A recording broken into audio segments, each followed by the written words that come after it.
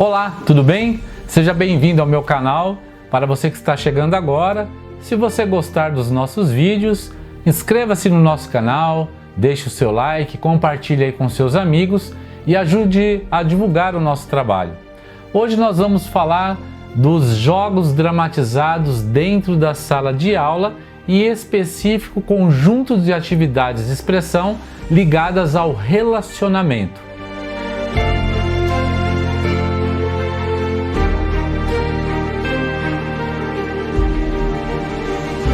Antes de falar um pouco sobre as atividades de relacionamento e as suas importâncias, eu queria só de uma forma bem rápida, fazer uma ligação aí da história da arte e educação com a parte da psicologia e com a parte prática pedagógica. Na década de 50 e 60, a arte começou a tomar uma ascensão muito grande, e aí começou a se falar nessa questão da arte e educação, porque antes a arte era muito elitizada. Mas quando a arte foi para a educação, e eu falo da arte de uma forma geral, tanto pintura, escultura, música, enfim, aí começaram a se ter outros movimentos ligados à arte e educação. Um deles foi na minha área, que é a arte da dramatização, os jogos de expressão, que se deu início ali na década de 70 aqui no Brasil pela Olga Reverbel e nos Estados Unidos pela Viola Spolin. Elas fizeram trabalhos científicos e comprovaram cientificamente que os alunos que tinham contato com atividades dos jogos de expressão, eles mostravam rendimentos nas outras áreas de conhecimento dentro da sala de aula. E aí, a partir do ano 2000, eu quero aqui fazer essa ponte da prática pedagógica com a psicologia. Um livro que me chamou muito a atenção foi um livro chamado Pedagogia Emocional, escrito pelo Daniel e pelo Michel Chabot, que comprovavam, falando aí que para você ensinar, você precisa sentir. E isso tem muito a ver com as atividades que nós desenvolvemos na Mostra Estudantil de Teatro, que nós trabalhamos aí por 12 anos, desenvolvemos mais de 200 espetáculos de forma pedagógica. O teatro pedagógico aliado também com as técnicas profissionais de teatro. Nesse livro Pedagogia Emocional eu posso citar um trecho, porque antes se falava nessa questão, o lado direito do cérebro está ligado às emoções, o lado esquerdo está ligado à parte mental concreta e tal, E aí esse livro mostrou que uma pessoa que sofreu um acidente, ele perdeu mais de 90% da massa encefálica do lado direito, mas só que as atividades que fizeram com que essa pessoa que sofreu esse acidente se recuperasse fossem as atividades ligadas à emoção, que eram as atividades artísticas. Então se comprovou a partir desse livro, desse estudo científico pelo Daniel e pelo Michel Chabot, que não era bem assim, que os neurônios eles se recompunham. Mas uma coisa além disso, mostrando a importância de se desenvolver atividades na escola ligadas à parte emocional. Nós vemos que antes se preocupava muito com essa parte cognitiva e com a parte psicomotora, e a parte emotiva ficava meio de lado.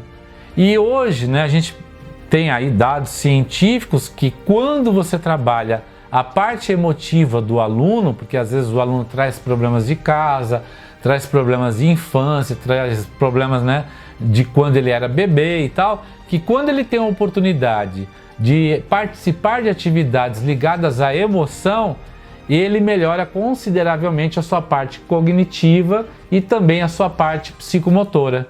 E foi exatamente isso que nós fizemos na Mostra Estudantil de Teatro, um projeto que foi desenvolvido por 12 anos, mais de 220 peças de teatro. E como que se deu esse trabalho? Como ocorreu essa mostra de teatro? Todo professor que dirigiu uma peça de teatro na Mostra Estudantil de Teatro, ele tinha que participar de uma oficina de capacitação, aprender as técnicas de teatro, como aplicar atividades de expressão. Porque como que o professor vai aplicar uma atividade de expressão se ele nunca participou, se ele nunca se viu em cima do palco, sendo que ele, né, ele nunca tinha participado? Teoricamente, a maioria dos professores, né, tinham dificuldades de se expressar. Por quê? Porque ali ele estava com outros profissionais da educação e por N fatores, né, ele apresentava aquela dificuldade. E quando o professor participava dessas atividades de capacitação, quando ele foi trabalhar com o aluno, ele já sabia, né, ou percebia como que o aluno se sentia quando ele colocava uma atividade para ser executada, porque ele já tinha passado, né, por aquela emoção em cima do palco. Então, nessa mostra de teatro, se percebeu que isso que era o forte do projeto. É como que o aluno chegava como ser humano, né? Em primeiro lugar, como ser humano, qual é o caminho que ele percorria, ou seja, as atividades que eram oferecidas, né? Como que esse aluno percorria nessas atividades, como ele apresentava esse resultado na construção da peça de teatro e como ele chegava no final até o dia da apresentação. E uma das atividades primeiras que eram oferecidas tanto para os professores quanto para os alunos eram as atividades de relacionamento. Nós percebemos que as atividades que envolviam o relacionamento, quando eu falo atividades de relacionamento, eu falo de uma forma geral. Quando você envolve, num primeiro momento, você envolve todos os alunos. Eu vou citar aqui uma atividade como exemplo. Nós pegávamos assim, um exemplo, né? 10 alunos. Você dava um livro de historinha para cada aluno e cada história era diferente da outra. E você pedia para aqueles 10 alunos, ao comando do professor, para lerem as histórias ao mesmo tempo em voz alta. Então vocês imaginam 10 alunos lendo 10 histórias diferentes ao mesmo tempo em voz alta. Então virava aquela, né? Então naquele momento, como tinham 10 alunos falando ao mesmo tempo, aquele aluno que era um pouco mais tímido, ele tinha naquele momento a oportunidade, e o próprio exercício, né, sugere isso automaticamente. Por quê? Porque imagina você lendo a sua história em voz alta, né? Por mais que a voz dele mais alta fosse um pouco baixa, mas ele tinha naquele momento a oportunidade de se expressar.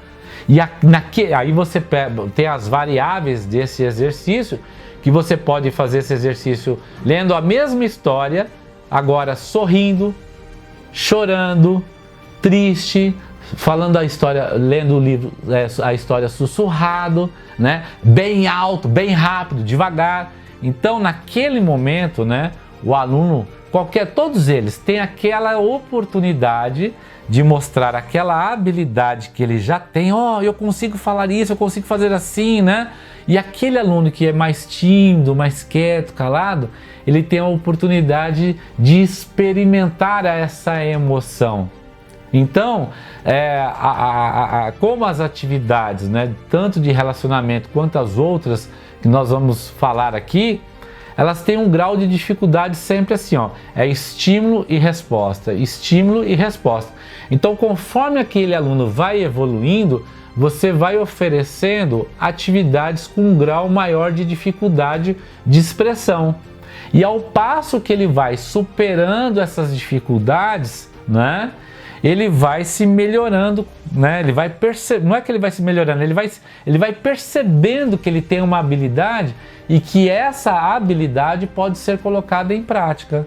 Então, quando ele passou a ler o texto, a interpretar o texto, às vezes ter que cantar uma música, ele já não cantava e não lia aquela música de qualquer maneira, né? Ele já começava, através dessas atividades complementares às outras, essa de relacionamento, né, a perceber a sua respiração, a sua voz, como que eu ando, e aí essa atividade de relacionamento é bacana, porque nesse primeiro momento, é como eu estou falando, todos estão se relacionando ali de alguma forma, né? Porque cada um quer ler a sua história, quer falar mais alto e tal, né? Mas é a atividade de relacionamento grupal, mas também é aquela que ele se relaciona consigo, que ele se percebe como pessoa. Então, por isso que as atividades de relacionamento, né, os primeiros conjuntos de atividades a serem oferecidas são a de relacionamento, porque é aquela que você vai trabalhar com um grupo, é aquela que vai deixar o grupo homogêneo, é aquela que o grupo vai se identificar como grupo, e automaticamente, quando você consegue fazer com que o aluno perceba que ele está se desenvolvendo num grupo, automaticamente ele coloca também a identidade dele, né, a opinião dele, a forma de ele se expressar. Então é muito importante que nessa atividade o professor perceba aí a condição, né, como que o aluno se comportou diante dessas atividades que ele vai propor. A Viola Spolin tem um livro muito bacana que chama Jogos Teatrais. São 200 atividades de expressão que o professor pode levar para a sala de aula, assim também como vários livros, né, da Olga Reverbel, que eu vou deixar aqui na descrição abaixo para pesquisa. Agora, aquele professor que desenvolve teatro na educação, né, naquelas datas comemorativas, né, tomem cuidado quando forem desenvolver essas atividades. Será que quando eu estou trabalhando essas atividades, eu não poderia potencializar essas atividades com uma maior consciência, além do simplesmente fato de decorar o texto e repetir aquele texto? Eu vejo também atividades de jogral, por exemplo, né? Às vezes o aluno está lendo ali, ele lê aquele pedacinho dele, né? Tem 10 alunos lendo, ele lê aquele pedacinho dele e pronto, e leu. Qual é o contexto, né? Qual é a informação geral? Será que no jogral é simplesmente ler? Eu não posso fazer uma movimentação de palco? Será que eu não posso fazer uma movimentação diferente? Será que eu não posso potencializar a expressão do meu aluno levando esses jogos teatrais para a sala de aula? Pense nisso.